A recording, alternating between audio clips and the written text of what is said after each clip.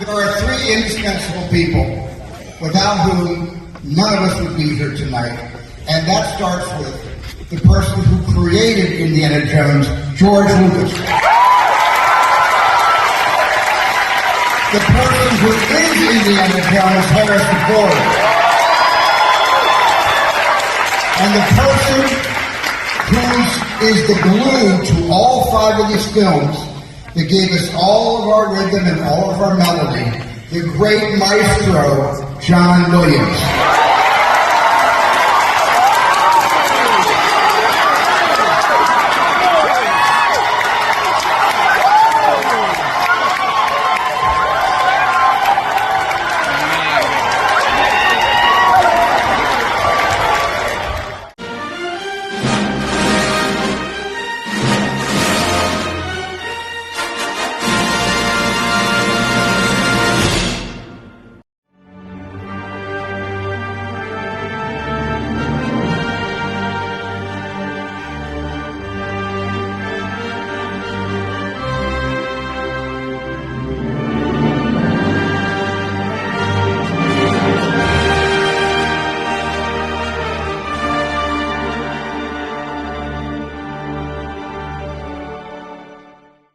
So, as I was perusing the internet and just watching the chat on X, this popped up from Variety. Academy members cringe as Star Wars boss Kathleen Kennedy lobbies for Bob Iger to receive an honorary Oscar. Now, why would they cringe? Well, first off, I'm going to tell you the first thing I thought was they're as annoyed with her as we are, and they're getting sick of her. Secondly, the second thing I thought is, what's the motivation? Why would she want to do this? And considering that when the Academy votes for this, it's usually someone who has actually really done things besides sits behind a desk in film. Somebody like Ridley Scott, Werner Herzog, actors like Gary Sinise, Glenn Close, Harrison Ford, etc., etc. Okay. There's a list out there that I will give you guys later in the video. It's usually not for someone like Bob Iger. I mean, this is like the Academy in 1973 deciding to give Charlie Bluhdorn, the CEO of Gulf and Western, which was the company that owned Paramount, an honorary Oscar. It's like, what the hell? Okay, so why is Kennedy doing this? There are two ideas that I have, and I'm going to run this past you and see what you guys think. She is so desperate for attention and to get back into his good graces, she's doing this on her own, or he told her to do this so she gets a better deal when she leaves Lucasfilm. The headline cringes tells me the Academy sees it for what it is. Conflict of interest. Bob Iger is her boss. So why is she traveling around now begging the Academy to give her boss an honorary Oscar? For what?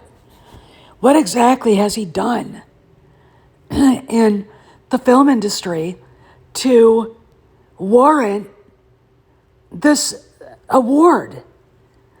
Did he make The Gladiator? Did he, write Star Wars, the original trilogy? Did he act in Oscar-winning films? Did he create documentaries?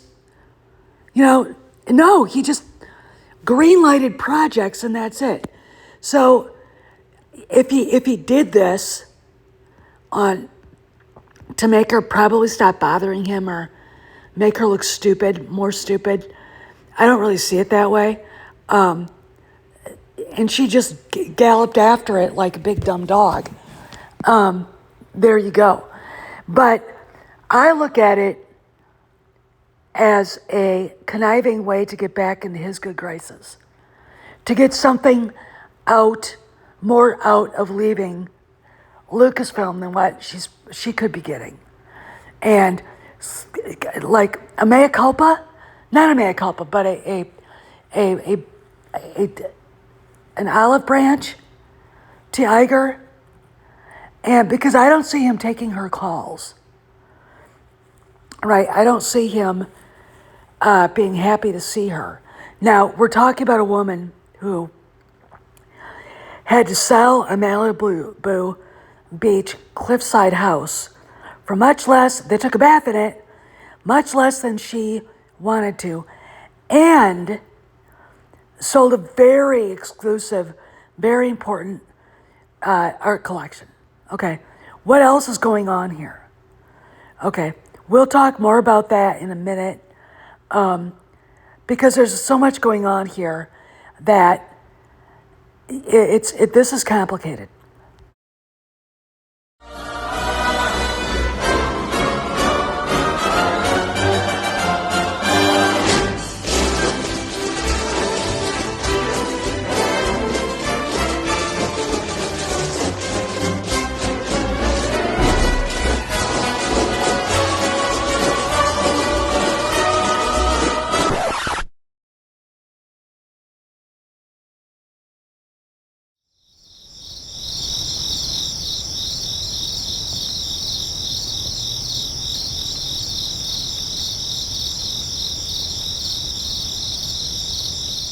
I love democracy.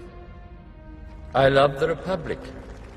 The main thing is to protect these characters, make sure that they still continue to live in the way that you created them, and that the universe of Star Wars continues to grow. For 10 long weeks, the Star Wars company labored on the suburban London sound stages, bringing to life a film that had begun as an idea with George Lucas 3 years before. So this article came out from The Hollywood Reporter I'd say a few days ago, maybe a week ago, and it's a list of actors, actresses, directors, cinematographers, other notables within the film industry that are worthy of an honorary Oscar or the Irving Thalberg or Eugene Hirschholt awards. As you know, Kennedy and her husband were given the Irving Thalberg Award, and I'm still trying to figure out why.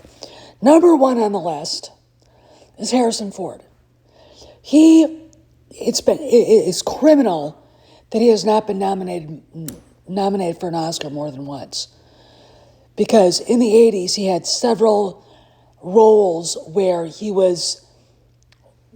gave Oscar nomination performances. Mosquito Coast, where he was really playing off of who we normally see him play. Frantic. What else? The fact that he didn't get an Oscar nomination for The Fugitive is wrong. And it wasn't, the fact of the matter is the guy is a great actor and deserves to be recognized by the Academy, right? And I know I'm missing another movie here, and I will probably remember it when this video is over. Werner Herzog, documentarian, filmmaker, sometimes an actor. He played the client in Mandalorian Season 1. I would like to see the baby. He's German. He first came to attention when he remade Nosferatu, the silent 1922 Dracula movie. It was a Dracula movie. I mean, they could say what they wanted, but it wasn't. It was definitely, the story came from Dracula. And he made it with Klaus Kinski, who was batshit crazy. In fact, he did a documentary about called His Best Friend, about Kinski and how hard it was to work with him. Werner Herzog is a wonderful guy. And the fact of the matter is, I could see him getting an honorary Oscar. He deserves it.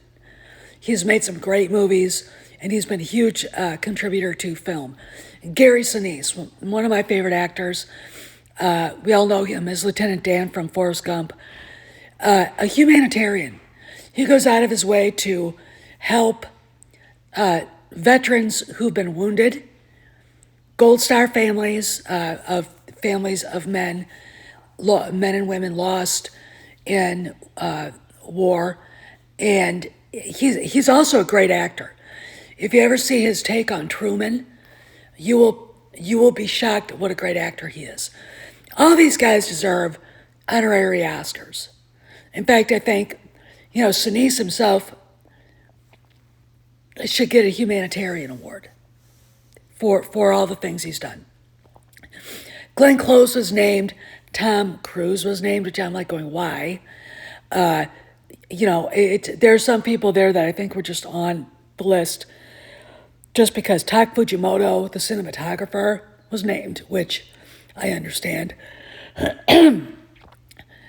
But why is Kennedy, and why did she start shilling for Bob Iger? Again, conflict of interest.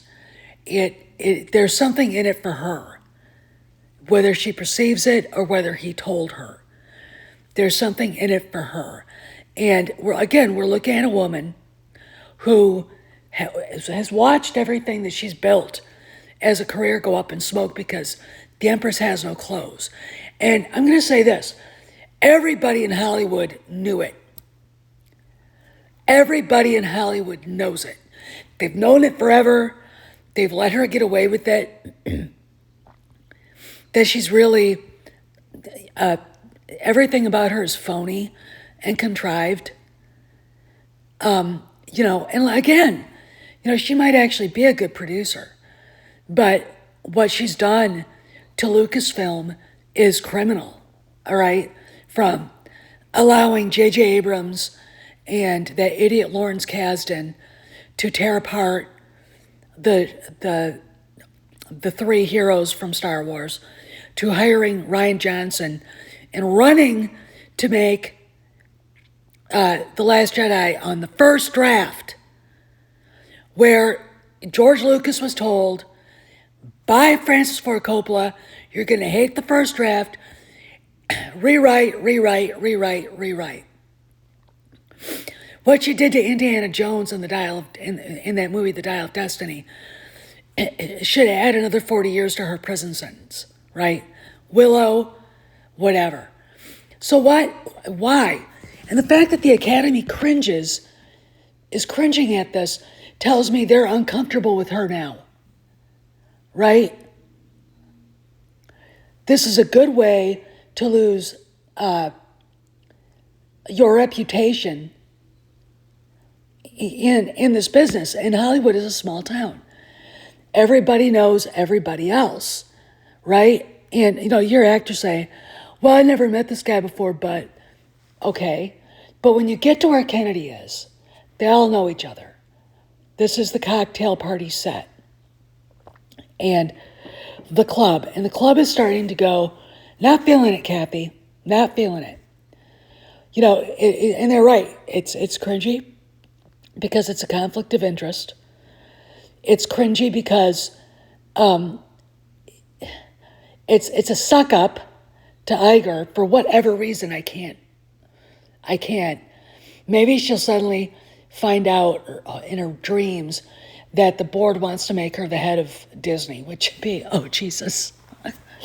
That's a nightmare, just thinking about that. God knows what she thinks. And I think he's probably like, I don't want anything to do with this.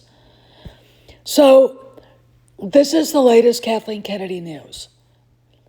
She's literally making a fool of herself for whatever reason, either because Iger put her to it and snidely laughing behind her back, or she's doing that to win favor with him, and he's like, leave me the fuck alone. I don't know. But I thought this was great news for us. We could giggle at it. And this is Steph. See you around the galaxy.